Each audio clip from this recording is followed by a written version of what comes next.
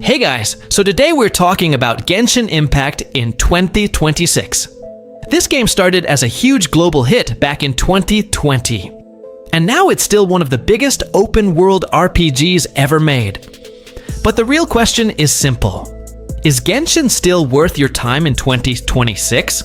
Or is it just a repetitive gacha game at this point? Let's break it down.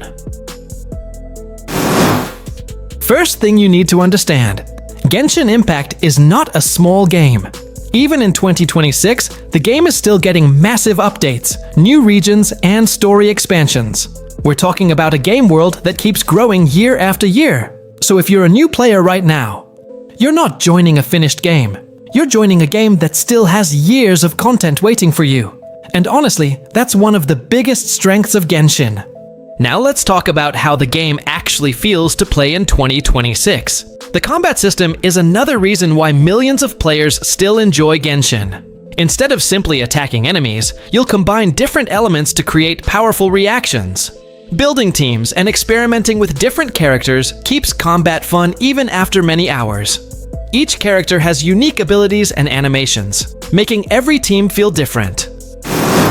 Another major reason why Genshin Impact has remained popular for so many years is its story and world building. When you first start the game, you begin a journey across the world of Teyvat searching for your lost sibling. But as you continue playing, you discover that there is much more happening behind the scenes. One of the best parts about Genshin's story is the amount of detail hidden throughout the game. Many characters have their own backgrounds, personal goals, and connections to the world. This makes the characters feel more than just playable units. They actually feel like part of the story. Another reason players keep coming back is the regular updates. Every major update usually brings something new, such as new regions, characters, story quests, events, and gameplay improvements. This means the world continues to grow, instead of staying the same forever. For new players in 2026, this is actually a huge advantage. You don't just get the original content, you get years of updates and hundreds of hours of story content that you can experience at your own pace. Of course, with so much content available, the game can feel overwhelming at first. There are many quests, characters, and systems to understand.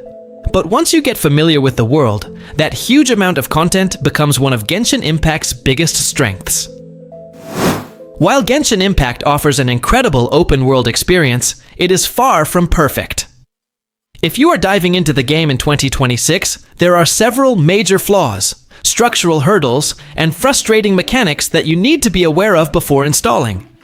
To get the coolest 5-star characters, you need Primogems. While the game gives you free Primogems through exploration and quests, the fastest way to get them is by spending real-world money. Even when you save up enough resources to pull on a character's banner, you only have a 50% chance of actually getting them on your first attempt. Losing the 50-50 can feel incredibly demoralizing. If you are playing on an older smartphone or a budget PC, you will experience severe overheating, battery drain, and frame rate drops. To enjoy the beautiful graphics seamlessly, you need relatively high-end hardware.